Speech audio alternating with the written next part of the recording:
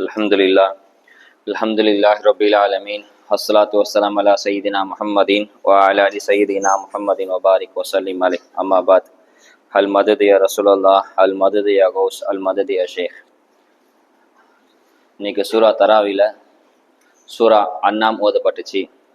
அந்த அன்னாம் சூறாவோட சிறப்பு என்னன்னு சொன்னா, மொத்தம் முழு சூறாவும் அல்ஹம்துலில்லாஹி லதி ஹலக ஸமாவாதி வல் அர்த் அப்படின்னு ஆரம்பிச்சு வ இன்னஹு லகஃபூர் ரஹீம் அப்படின்ற மொத்த சூறாவும் ஒரே தடவை இறங்குச்சு. ஜிப்ரீல் அலைஹிஸ்ஸலாம் அந்த சூறா பெரிய அது ஒரு பெரிய சூறா.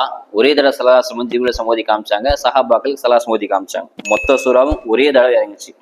அப்படிப்பட்ட சிறப்பான ஒரு சூறா. அந்த சூறா அல்லாஹ் தஆலா ஒரு ஆயத்துல வலா தசுபுல்லதீன எதுவுன மின் தூனில்லாஹ் வ யசுபுல்லாஹ அதுவும் பிகைரி இல்ம் அப்படின்னு சொல்றான். அதுக்கு என்ன அர்த்தம் சொன்னா, நீங்க பிற மத கடவுளை திட்டாதீங்க. பிற மதத்துல நிறைய கடவுள், இந்த ஒவ்வொரு ஊர்லயும் நிறைய மதம் இருக்கும். இந்துக்கள், கிறிஸ்டின், அப்படி நிறைய மதம் இருக்கும் இல்லையா? அவங்கவுங்க ஒரு தெய்வத்தை வணங்குவாங்க. அந்த தெய்வத்தை நீங்க திட்டாதீங்க அப்படின்னு அல்லாஹ் நமக்கு கட்டளைகிறான். ஏன் திட்டாதீங்கன்னு சொன்னா, அதையும் அல்ல பின்னால சொல்றான். இப்போ யசுபுல்லாஹ அதுவும் பிகைரி இல்ம். நீங்க அவங்க மத கடவுளை திட்ட போய் அவங்க நம்மளுடைய கடவுளான அல்லாஹ்வை திட்டுவாங்க. இது ஒரு பொதுவான நீதி. அதுதான், நீங்க யாராவது திட்டினா அவங்க நம்மளை திட்டுவாங்க இல்லையா? அதே மாதிரி நீங்க அவங்க கடவுளை திட்டினேன்னு சொன்னா அவங்க அல்லாஹ்வை திட்டுவாங்க. அந்த அல்லாஹ்வை திட்டுறதுக்கு நீங்க காரணம் ஆயிடாதீங்க. அதனால இப்படி திட்டாதீங்க, அவங்க விளக்கம் எல்லாம் திட்டக்கூடியும் என்பதா அல்லாஹ் சொல்றான். அதாவது விஷயம் என்னான்னு சொன்னா, பிற மத கடவுளை திட்டாதீங்க அப்படின்னு அல்லாஹ் சொல்றான். ஒரு பொது சட்டம் என்னன்னு சொன்னா, நீங்க ஏதாவது ஒரு பொருளை போய் கை வைக்க போனீங்கன்னு வைங்களா, அதுல விளைவு மார்க்க சட்டம்னா அது விலை ரொம்ப மோசமா இருக்கும். அது தப்பாவே இருந்தாலும் நீங்க போய் அதை திருத்த போனீங்கன்னு சொன்னா அவன் மார்க்கத்து அடிப்படையில ஏதாவது தப்பு சொல்லிடுவான். அந்த பாவம் நமக்கு சேர்ந்துடும். அதனால அந்த மாதிரி விஷயத்த கண்ணு காணாம போயிடுங்க என்பதாக அல்லாஹ் நமக்கு இது மூலமா வலியுறுத்துறான். ஹதீஸ்ல இதே மாதிரி ஒரு ஹதீஸ்ல இருக்குது. என்னன்னு சொன்னா, மனிதர்கள் பெற்றோரை திட்டுவாங்க அப்படின்னு சொல்றாங்க ஸல்லல்லாஹு. பெற்றோரை திட்டக்கூடிய மனிதர்கள் வருவாங்க அப்படின்னு சொல்றாங்க ஸல்லல்லாஹு. சஹாபாக்கள் ஆச்சரியமா, நாயுமே பெற்றோரை குடும்பமா திட்டுவாங்க பிள்ளைங்க அப்படின்னு ஸல்லல்லாஹு சஹாபாக்கள் கேட்க, அப்ப ஸல்லல்லாஹு அது விளக்கம் கொடுக்குறாங்க. திட்டுறதுன்னு சொன்னா நேரடியாக திட்டுறது கிடையாதுப்பா. நீங்க யாருடைய பெற்றோரை திட்டுவீங்க, அவங்க அப்பாவை பத்தி தெரியாதா, அவங்க அம்மாவை பத்தி தெரியாதா, நீங்க திட்டுவீங்க. பதிலுக்கு அவன் சொல்லுவான், உங்க அப்பா மட்டும் யோக்கியமா அப்படின்னு அவன் திட்டுவான். இதனால உங்க பெற்றோரை திட்டுறதுக்கு நீங்க காரணம் ஆயிடாதீங்க. நீங்க வேற ஒருத்தர் பெற்றோரை திட்ட, வேற ஒருத்தர் தாய் தந்தையை திட்ட, அவன் உன்னுடைய தாய் தந்தை திட்டுவான் இல்லையா? அததான் பெற்றோர் திட்டுறது என்பதாக ஸல்லல்லாஹு விளக்கம் கொடுக்குறாங்க. ஒரு பொது நியதினான்னு சொன்னா, மார்க்க சட்ட அடிப்படையில ஒரு பொது நியதி என்னன்னு சொன்னா, இதுக்கு பேரு உசூல் ஃபிக்ல என்ன சொல்றாங்க, சித்ரு தராவி, அதாவது வாயில அடைக்கிறது. பொதுவாகவே நல்ல விஷயத்துல நம்ம கை வைக்க போய் மார்க்கத்துல ஏதாவது ஏற்படுன்னு சொன்னா தூர நோக்கு பார்வையோட என்ன சொல்லுவாங்க, இந்த விஷயத்தை நீங்க தள்ளாயிடாதீங்க, யாரோட கடவுளும் திட்டாதீங்க, யாரோட பெற்றோரும் திட்டாதீங்க என்பதாக இந்த ஹதீஸ் மூலம் விளக்கம் தரப்போகுது. பொதுவாக முஸ்லீம் யாரையும் திட்ட மாட்டாங்க. ஒரு முஸ்லீமுடைய நியதி என்னன்னு சொன்னா, யாரையும் திட்டக்கூடாது, கெட்ட வார்த்தை பேசக்கூடாது. ஏன்னா கெட்ட வார்த்தை பேச முஸ்லீமோட பண்பு கிடையாது. ஒரு நியதி என்னன்னு சொன்னா, யார் கெட்ட வார்த்தை அதிகமா பேசுறாங்க அவன்கிட்ட மனித நேயமே இருக்காது. மனித நேயம் உள்ளவன் கெட்ட வார்த்தை அதிகமா யூஸ் பண்ண மாட்டான். இப்போ நம்ம சில பேர் பார்க்கணும் இல்லையா, அது ஒரு ஹேபிட்டாவே இருக்கும். அதாவது நம்ம எப்படி, அதாவது ஒரு முஸ்லீம் ஆரம்பிக்கும் போது பைக் ஓட்டும் போது, சாப்பாடு சாப்பிடும் போது ஏதாவது பிஸ்மில்லாஹிர் ரஹ்மானிர் ரஹீம் அப்படின்னு சொல்லுவோம் இல்லையா? சில பேர் நம்ம பார்த்திருப்போம், அது சொல்லக்கூடாது என்ன நான் சொல்றேன், எடுத்த உடனே ஒரு கெட்ட வார்த்தையை பிஸ்மில்லான்ற பேர் போட்டு பேசுவாங்க. அது தெரியாதான்னு சொல்லிட்டு ஒரு வார்த்தை ஆரம்பிக்கும் இல்லையா, அதை போட்டு பேசுவாங்க இல்லையா? அது மனித இயல்புக்கு ஒரு உகந்ததாக கிடையாது. மனித நேயத்துக்கு அப்பாற்பட்ட விஷயம் தான் அதெல்லாம். ஒரு முஸ்லீம் பொதுவாக கெட்ட வார்த்தை பேசக்கூடாது, யாரையும் சபிக்க கூடாது, யாரையும் சாப்பிடக்கூடாது, யாரையும் சாப்பிடக்கூடாது, யாரையும் திட்டக்கூடாது என்பதாக ஹதீஸ் மூலமா விளக்கம் தராங்க. ஸல்லல்லாஹு அலைஹி வஸல்லம் யாரையுமே ஸல்லல்லாஹு வாழ்ந்த காலத்தை 63 வருஷம் வாழ்ந்தாங்க இல்லையா, இது வரைக்கும் யாரையும் ஸல்லல்லாஹு திட்டந்தே இல்லை. ஒரு தடவை கூட ஒரு நபரை கூட ஸல்லல்லாஹு திட்டந்தே இல்லை. ஹதீஸ்ல பார்த்தோன்னு சொன்னா அப்படி திட்டின மாதிரி ஒரு வாசகமே கிடையாது. ஹதீஸ் ஸல்லல்லாஹு திட்டி இருக்காங்க அப்படின்னு ஸல்லல்லாஹு சொல்லுவாங்க. சில பேர், நாயுமே அவன் அப்படி பண்றான் இப்படி பண்றான், ஏதாவது சொல்லுங்க, ஏதாவது சாப்பிடுங்க, திட்டுங்க அப்படின்னா ஸல்லல்லாஹு சொல்லுவாங்க, நான் திட்ட மாட்டேன், நான் யாரையும் சாப்பிட மாட்டேன். ஸல்லல்லாஹு சொல்லுவாங்கன்னா ஃபைன்னி லம் உபாசு சப்பா, நான் யாரையும் சாப்பிடுறதுக்கு திட்டுறதுக்கு அனுப்பப்படலை அப்படின்னு ஸல்லல்லாஹு சொல்லுவாங்க. இது வரைக்கும் யாரும் ஸல்லல்லாஹு திட்டினதே கிடையாது. ஹதீஸ் வார்த்தை சொல்லுவாங்கன்னா துருபு ஜமீலா அப்படின்னு சொல்லுவாங்க. அதுக்கு என்ன சொன்னா, நெத்தியில மண்ணு உண்டாகட்டும். அரபியில் அந்த காலத்துல இப்படி திட்டமே அர்த்தம் சொல்லுவாங்க. மூஞ்ச மண்ணு போட அப்படின்னு சொல்லுவாங்க இல்லையா? அந்த மாதிரி அரபியில இந்த வார்த்தை சொல்லுவாங்க, துருபு ஜமீலா அப்படின்னா உன் நெத்தியில மண்ணு உள்ளட்டும் அப்படின்னு சொல்லுவாங்களாம். இது ஸல்லல்லாஹு இந்த வார்த்தையை யூஸ் பண்ணியிருக்காங்க அதிகமா. ஏன்னா இது அரபியில யூஸ் பண்ணிட்டு இருந்தாங்க. ஸல்லல்லாஹு அதை யூஸ் பண்ணாங்களாம். இதுக்கு மார்க்க விளைஞ்ச விளக்கம் கொடுக்கும் போது அதை கூட ஸல்லல்லாஹு சொன்ன இந்த வார்த்தையை கூட வேற மாதிரி விளக்கம் கொடுத்தாங்க. என்னன்னு சொன்னா, துருபு ஜமீலான்னு நெத்தியில மண்ணு உண்டாகட்டும்னா அவங்க அரபியில எப்படி யூஸ் பண்ணாங்கன்னா, புதைக்குழியில, அதாவது கபூர்ல வைக்கும்போது மண்ணு தூக்கி போடுவாங்க இல்லையா, அப்போ நெத்தியில மண்ணு ஒழிய அதை மென்ஷன் பண்ணி அரபு மக்கள் சொன்னாங்க, நீ மாசமா போட்டோம், நீ மண்ணா போட்டோம் அப்படின்ற மாதிரி சொன்னாங்க. நான் சல்லாசம் சொன்ன அடிப்படை எப்படி தெரியுமா? நெத்தியில மண்ணு உண்டாக்கட்டும்னு சொன்னா சஜிதா செய்யும் நெத்தியில மண்ணு உண்டாக்குது இல்லையா, சல்லாசம் திட்ட கூட ஒரு துவா மாதிரி செஞ்சாங்க, நீ தொழுகாலே மாறிப்போ அப்படின்னு துவா செஞ்சாங்க என்பதாக மார்க்க அறிஞர் விளக்கம் கொடுப்பாங்க. ஆனா சல்லாசம் வாழ்க்கையில யாருமே திட்டமே கிடையாதான். அப்படி ஒரு வேளை திட்டி இருந்தா அதுவும் ரஹமத்தா தான் ஆச்சான். சஹாபாக்கள் வருத்தப்பட்டாங்களாம். கடைசி கால சல்லாசம் நாயகம் சலனை எங்களை திட்டலேன்னு வருத்தப்பட்டாங்களாம். ஏன் தெரியுமா? சலாசம் மௌத்தா போற சமயத்துல இப்படி துவா செஞ்சாங்களாம், யா அல்லாஹ், நான் மனிதன இயல்புல இருக்கும் போது சில பேர் திட்டிருந்தா அம்மாமன் சம்மத்துஹு, நான் திட்டது கிடையாது, அப்படி ஒரு வேலை நான் யாராவது திட்டி இருந்தா ஃபஜஅல்துஹு ஸலவாத்தன் அலைஹி யௌமல் கியாமா, அதையெல்லாம் உங்களுக்கு ரஹ்மத்தா மாத்திரு. என் வாயில யாராவது மனிதன இயல்புல ஏதாவது திட்டி இருந்தான்னு சொன்னா அதை ரஹ்மத்தா மாத்திரு யா அல்லாஹ் துவா செஞ்சாங்களாம். இதனாலே சஹாபாக்கள் வருத்தப்பட்டாங்களாம், நம்ம சலாசம் கையில திட்டு வாங்காம போயிட்டுமே, வாழ்க சலாசம் திட்டுவாங்க. சஹாபாக்கள் அப்படி போட்டி போட்டாங்க, சலாசம் வாழ்க்கையில வாயில இருந்து ஏதாவது ஒரு வார்த்தை நமக்காக வேண்டி துவா வந்தாலும் ஏங்கினாங்க. அதனால நமக்கு திட்டு வாங்காம போயிட்டுமே சஹாபாக்கள் வருத்தப்பட்டாங்களாம். இப்போ இதுல நம்மள யாராவது திட்டி இருந்தா நம்ம அவங்க கடந்து போயிடலாம். பொதுவாக நம்மள யாராவது திட்டாங்கன்னு சொன்னா அது திட்டத்துக்கு பதில் கொடுக்கறது புத்திசாலித்த கிடையாது, அதுக்கு அமைதியா போறதுதான் பெரிய பெரிய அறிவாளி. நம்ம யாராவது திட்டாங்கன்னா நமக்கு கம்முன்னு அமைதியா பண்ணணும்னு சொல்லல, அதே அவங்க பெரிய இடி விழுந்த மாதிரி ஆயிடும், நம்ம இவ்வளவு திட்டுறோம் கம்முனே போறானே அப்படின்னு சொல்லுவாங்க இல்லையா.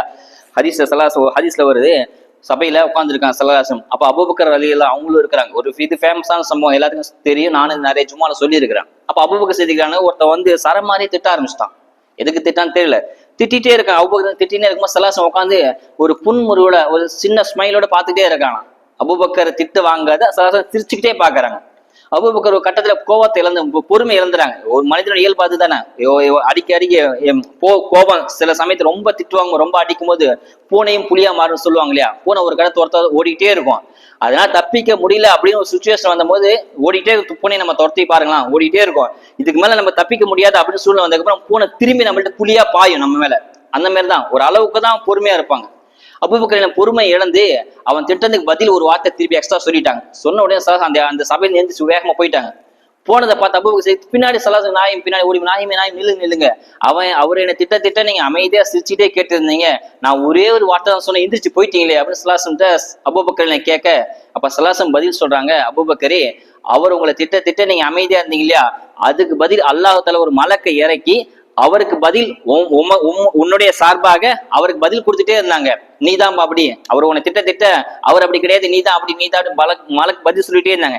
எப்ப நீ உன் வாயில இருந்து வார்த்தை விட்டுட்டியோ அப்ப மலக்கு போயிட்டாங்க, அங்க சைத்தான் உள்ள வந்துட்டான், சைத்தான் இருக்கிற சபையில நான் இருக்க மாட்டேன், அதான் எந்திரிச்சு வந்துட்டு சலாசம் சொன்னாங்களாம். அது மாதிரி நம்மள யாராவது திட்டினா நமக்கு பெரிய பிளஸ் பாயிண்ட் என்ன தெரியுமா? நம்மளுடைய பாவங்கள் குறையும். நம்மள ஒருத்தன் சாப்பிடுறோம், ஒருத்தன் சபிக்கிறான், நம்ம தேவையில்லாம திட்டுறான்னு சொன்னா அவன் திட்ட அவனுக்கு பாவம் அதிகரிக்கும், நம்முடைய பாவத்தை எல்லாம் குறைச்சிக்கிட்டே வருவான். இதுதான் ஒரு பிளஸ் பாயிண்ட். ஒரு கொத்து பாவம் எல்லாம் குறைச்சிடுவான், அவன் திட்டுறதுக்காக நீங்க அமைதியா இருந்தீங்க மத்தியில குறைச்சிடுவான். இப்போ இந்த திட்டுறது வந்ததுனால யாரெல்லாம் திட்டக்கூடாது அப்படின்னு சொல்லி நம்ம பார்ப்போம். ஒரு பொதுவான ஒரு வீதி ஹதீஸ்ல பெரிய பட்டியல வருது, ஒரு முஸ்லீம் யாரெல்லாம் திட்டக்கூடாது அப்படின்னு சொல்லி நம்ம சுருக்கமா பார்ப்போம். ஹதீஸ் பிரிச்சு ஹதீஸ் ஆராய்ச்சி பார்த்ததுல சில பேர் திட்டக்கூடாது அப்படின்னு ஹதீஸ்ல வருது. சில விஷயத்தை பார்ப்போம். அது முதலாவது சுப்புல் முஃமினீன் ஃபுசூக்குன், ஒரு முஸ்லீமை திட்டுறது பாவம், யாரையும் திட்டக்கூடாது. பொதுவாக ஒரு முஸ்லீமை திட்டணும்னு சொன்னா அதுக்கு மிகப்பெரிய முஸ்லீமை திட்டக்கூடாது, திட்டுறது பாவம் அப்படின்னு ஹதீஸ்ல வருது. ரெண்டாவது யார் திட்டக்கூடாதுன்னு சொன்னா சுப்பு தஹர், காலத்தை திட்டக்கூடாதான். மனுஷன் காலத்தை திட்டுவான் இல்லையா, லாத்தா சுப்பு தஹர் வன தஹர், காலத்தை திட்டாதீங்க, காலத்தை படைச்சவன் நான் அப்படின்னு நல்லா சொல்றான். காலத்தை திட்டுறதுனா தெரியுமா, நான் இன்னைக்கு கல்யாணம் வச்சனால்தான் என் பொண்ணோட வாழ்க்கை வீணா போச்சு, இந்த நாள்ல கல்யாணம் வச்சனால்தான், இந்த நாள்ல கடத்த வந்தாலும் வியாபாரம் லாஸ் ஆச்சு அப்படின்னு சொல்லுவோம் இல்லையா. அதே மாதிரி காலத்தை திட்டக்கூடாதான். ஒரு வீட்டுக்கு புது வீட்டுக்கு கொடுத்துட்டு போவோம்னா அந்த வீட்டை பார்த்து நம்ம சொல்லுவோம் இல்லையா, இந்த ஜன்னல்ல இந்த இடத்துல போல இங்க வச்சிருந்தா ஜன்னல் நல்லா இருந்திருக்கும், வாசக்கால மாத்தி வச்சுன்னு சொல்லுவோம் இல்லையா. அப்ப அந்த வீட்டை குறை சொல்ல, நம்ம அந்த வீட்டை கட்ட இன்ஜினியர் தான் குறை சொல்றோம். அந்த மாதிரி காலத்தை திட்டுறதுனால காலத்தை நம்ம குறை சொல்லல, காலத்தை படைச்ச அல்லாஹ்வை தான் நம்ம குறை சொல்றோம். அது மாதிரி ஒரு முஸ்லீம் காலத்தை திட்டக்கூடாது, இது ரெண்டாவது. மூணாவது மழையை திட்டக்கூடாது, காற்றை திட்டக்கூடாது. பெரும் புயல் அடிக்குது, புயல் அடிச்சு எல்லாம் நாசமா போச்சு அப்படின்னு சொல்ற முடியாது. மழை நாசமா போன மழை இன்னைக்குதான் பெய்யலமா, இன்னைக்குதான் விளைச்சிருப்போம், இன்னைக்குதான் வியாபாரத்துக்கு போன மழை பெஞ்சிச்சு சொல்ல முடியா. இவ்வளவு மழையா பெய்யலாம், மழை எல்லாம் எங்கெங்கயோ அவஸ்தைப்படுறாங்க, அங்கெல்லாம் பெய்ய இங்க வந்து பெஞ்சிச்சு பாரு மழை அப்படின்னு சொல்ற முடியா. அந்த மழையும் நம்ம திட்டக்கூடாது, காற்றையும் திட்டக்கூடாது. மழை அல்லாஹ்வோட ரஹ்மத் என்பதாக ஹதீஸ்ல வருது. ஒவ்வொரு மழை துளியும் கூட ஒரு மலக்கு பூமியில இறங்குறாங்க. மழையை அல்லாஹ்தாலா அந்த மழை எங்க இறங்கணும், எந்த நேரத்துல இறங்கும், எவ்வளவு அல்லாஹ்தாலா கணக்கு போட்டு வகுத்து கொடுத்துருக்கான். அந்த மழையோட ரஹமத் இறங்குற மலக்கு இறங்குறாங்க. அதனால மழை ஒரு ரஹமத். மழையை திட்டக்கூடாது, காற்றை திட்டக்கூடாது. மூணாவது. நாலாவது சுப்பு சஹாபா, முக்கியமான விஷயம். சஹாபாக்களை திட்டவே கூடாது. எக்காந்து கூட சஹாபாக்களோட நம்முடைய வாயிலும் சஹாபாக்கள் தரக்குறைய ஒரு வார்த்தை வந்துடக்கூடாது, மிகப்பெரிய பாவம். சலாசம் சஹாபாக்கள் திட்டவே கூடாது. சலாசம் சொல்றாங்க, என் சஹாபாக்களை திட்ட லா தசுபு அஸ்ஹாபி, என்னுடைய சஹாபாக்களை திட்டிடாதீங்க. ஒருத்தர் நீங்க 40 வருஷம் அமல் செய்றீங்க, 40 வருஷம் அமல் செய்து ஒரு சஹாபாக்களோட 1 மணி நேரம் அமலுக்கு ஈடாகாது. ஹைருக்கும் என் அமலுக்கும் 40 சனா, 40 வருட அமலும் என்னோட சஹாபி செஞ்ச ஒரு மணி நேரம் அமலும் ஈடாகாது என்பதாக ஹதீஸ் சொல்லியிருக்காங்க. இன்னொரு ஹதீஸ் இப்படியே சொல்லியிருக்கிறாங்க, நீங்க உஹது மலை அளவு தர்மம் செஞ்சாலும், உஹது மலை பெரிய மலை, அந்த அளவுக்கு நீங்க தர்மம் செஞ்சாலும் என் சஹாபாக்கள் ஒரு கையளவு தர்மம் செஞ்சதுக்கு ஈடாகாது. ஒரு கையளவு சஹாபா தர்மம் செஞ்சிருப்பாங்க இல்லையா, அதை காட்டிலும் நீங்க உஹது மலை தர்மம் செஞ்சாலும் அந்த ஒரு கையளவு தர்மம் அல்லது ஒரு பாதி கூட நீங்க எட்ட முடியாது என்பதாக சொல்றாங்க. சஹாபாக்களை எக்காதும் திட்டவே கூடாதாம். தாபின் காலத்துல ஒரு ஜனாசா அடக்கம் செய்த தூக்கிட்டு போனாங்க. தூக்கிட்டு போகும்போது தூக்கிட்டு போற பாதி வழியில அந்த ஜனாசா துள்ளி குதிச்சு கீழே விழுந்துருச்சான். விழுந்து அல்லாஹ் காப்பாத்து ஓடுதான், ஜனாசா ஓடுதான். அப்ப அவரை பிடிச்சி என்னாச்சு ஏன் விஷயம் கேட்கும் போது சொல்றாங்களா, நான் இன்னி சப்பை அபூபக்கர் உமரை திட்டிட்டு இருந்தேன், அல்லாஹ் எனக்கு கடுமையான வேதனை கொடுத்தான்னு சொல்லி அந்த ஜனாசா பேச்சு என்பதாக வரலாற்றுல கிதாபுல பதிவு செய்யறாங்க. அதனால சஹாபாக்களை எக்காந்தும் திட்டிட்டே கூடாது. சலாசம் சொல்றாங்க, என்னுடைய சிபாஷ் அந்த மறுமையில எல்லாத்துக்கும் கிடைக்கும். யாருக்கு தெரியுமா கிடைக்காது? என் சஹாபாக்கள் யார் திட்டாங்களோ அவங்க என் சிபாசி பரிந்துரை கிடைக்காது என்பதாக சலாசம் சொல்றாங்க. சலாசம் சஹாபாக்கள் இருந்த காலம் வரைக்கும், சஹாபாக்கள் கடைசி சஹாபி இருந்த வரைக்கும் ஒரு போர்ல கூட முஸ்லீம் தோக்கவே இல்லை. வரலாறுல பதிவு செய்யறாங்க. சஹாபி கடைசி அபு துஃபைல் ரலியல்லாஹு அன்ஹு தான் இருக்கிறது, கடைசியா மௌத்தா பண்ண சஹாபி அவங்கதான். அவங்க ஹயாத்தா இருக்கிற வரைக்கும் போர்ல கலந்து ஒரு போர்ல கூட முஸ்லீம் தோல்வி என்பதே கிடையாது. எப்ப சஹாபி எல்லா சஹாபி மௌத்தா போனாங்களோ அதுக்கப்புறம் தான் முஸ்லீம்கள் தோல்வியும் வெற்றி மாறி மாறி வந்துச்சு. சஹாபாக்கள் அவ்வளவு விஷயம் சொல்றாங்க. உதாரணமாக நம்ம காந்தி மாரி வேடம் போட்டு நடிப்போம், அம்பேத்கர், அலெக்சாண்டர் நடிப்போம். ஒரு தடவை கூட சஹாபாக்கள் வேடம் போட்டு நடிக்கவே முடியாது. அப்படி வாழ்ந்தாங்க சஹாபாக்கள் குணம் ஒண்ணுமே அவங்க இல்ல அப்படின்ற மாதிரி ஆயிட்டாங்க. சஹாபாக்களுடைய நினைச்சு கூட பார்க்க அப்படி ஒரு வாழ்க்கை, புனிதமான வாழ்க்கை சஹாபாக்கள் வாழ்ந்துட்டு போனாங்க. மொய்தீன் அப்துல் காதர் ஜீலானி கதை சொல்றாங்க, கடைசி சஹாபி தரஜா இருக்கு இல்லையா, அந்த கடைசி சஹாபி தரஜா அவங்களோட ஒட்டகத்தோட குதிரையோட கால் மண்ணு தூசி கூட நான் ஈடாக மாட்டேன்னு சொல்றாங்க. கடைசி சஹாபி ஒட்டகத்துல குதிரையில போறாரு, அந்த குதிரை மண்ணில தூசி விட்டுருக்கும் இல்லையா, அந்த தூசிக்கு கூட நான் சமம் இல்லை என்பதாக மொய்தீன் அப்துல் காதர் வலிமார்க்கலாம் தலைவர் சொல்றாங்கன்னு சொன்னா எவ்வளவு விஷயம். சஹாபாக்களை எக்காந்தும் திட்டிலே கூடாது. இது நாலாவது. அஞ்சாவது, மௌத்தா போயிட்டாங்க இல்லையா, அவங்க திட்டவே கூடாது. சில பேர் மௌத்தான் திட்டத்துக்கு வேலையை வச்சிருக்கிறாங்க. அவங்க அக்கௌண்ட் க்ளோஸ் ஆகி போச்சு, அவங்க நல்லவங்களோ கெட்டவங்களோ அவங்க அக்கௌண்ட் நல்லா க்ளோஸ் பண்ணிட்டான். நீங்க அதை நோண்டிய பேச உங்களுக்கு பாவம் அதிகரிச்சிடும். இன்னும் சில பேர் ஜனாசா தூக்கிட்டு போகும்போது சொல்லுவாங்க, என்ன ஆட்டம் ஆடினா போறோம் பாத்தியா அப்படின்வாங்க. இன்னும் சில அதோட மோசமா சில சஹாபா ஜனாசா வீட்டுல திணையில உட்காந்துட்டு சொல்லுவாங்க, வேடிக்கையா சொல்லுவாங்க, இவன் என்ன தெரியுமா பண்ணிட்டு இருந்தான், சொல்லக்கூடாது, என்ன நான் சொல்றேன் அப்படின்னு அவனை பத்தி மௌத்தான பத்தி குறை சொல்லுவாங்க. மிகப்பெரிய பாவம். மௌத்தா படம் பத்தி நம்ம பேசவே கூடாது. ஹதீஸ்ல வருது, இறந்த விஷயத்துல நல்லதை பேசுங்க, முடியலையா மௌனமா இருங்க என்பதாக சலாசம் சொல்லி சொல்றாங்க. அதனால மௌத்தா படம் திட்டக்கூடாது. இது அஞ்சாவது. ஆறாவது, காய்ச்சல திட்டக்கூடாது. ஜுரம் வருதுன்னா ஜுரத்தை திட்டக்கூடாதான். சலாசமுடைய சொந்தக்கார பெண்மணி பேரு உம்மு சாயிம், அவங்க காய்ச்சல இருக்கிறாங்க. முனங்கினே குளிர் நடுங்கிட்டு இருக்காங்க. சலாசம் வெளில வராங்க, என்ன நடுங்கிற அப்படின்னு கேட்ட உடனே இந்த காய்ச்சல் வந்துருச்சு, அல்லாஹ் இப்படி பண்ணிட்டானே அப்படின்னு சொல்லி ஒரு கோபமா சொல்றாங்க. அப்ப சலாசம் சொல்றாங்க, காய்ச்சல திட்டாதமா, ஏன்னு சொன்னா நீங்க காய்ச்சல திட்டாதீங்க, பனி ஆதமுடைய மகனுடைய பாவத்தை மன்னிக்குது, மின் ஹத்தையாக்கும், உங்க தவறு எல்லாத்தையும் அந்த பாவம் மன்னிக்குதான். ஒரு ஜுரம் வந்துச்சுன்னு சொன்னா, ஜுரத்துக்கு சொன்னாங்கன்னா பொதுவா எல்லாத்துக்குமே ஒரு தலைவலி, கைகால் வலி, வயிற்று வலி ஏதாவது வருதுன்னு சொன்னா அதை நம்ம பழிக்க கூடாது. இப்படி போச்சு, தலைவலி வந்துருச்சு அப்படின்னு சொன்னீங்கன்னு சொன்னா ஹதீஸ்ல வருது, ஒரு முஸ்லீம் ஏற்படைய தலைவலியும் உள்தைத்திலும் அவங்களோட பாவத்தை கடுகளும் விட்டு வைக்காதான். அதனால அல்லாஹ் பாவத்தை மன்னிக்கூடிய கூடும் என்பதாக சொல்றாங்க. அதனால காய்ச்சலை திட்டக்கூடாது.